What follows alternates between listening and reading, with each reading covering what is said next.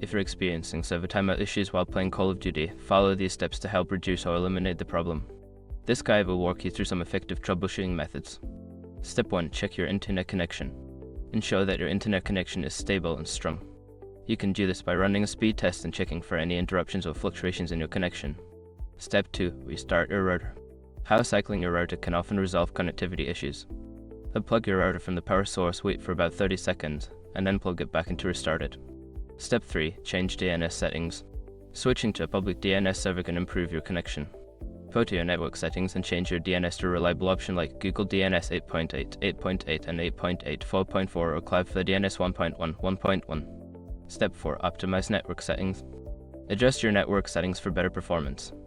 This can include enabling quality of service (QoS) settings on your router to prioritize gaming traffic or using a wired connection instead of Wi-Fi. Step 5. Update gaming system. Make sure that both your game and gaming system console or PC are updated to the latest version.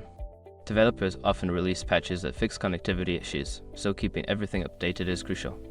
By following these steps, you should see an improvement in your connection stability while playing Call of Duty. If problems persist, consider reaching out to your internet service provider for further assistance.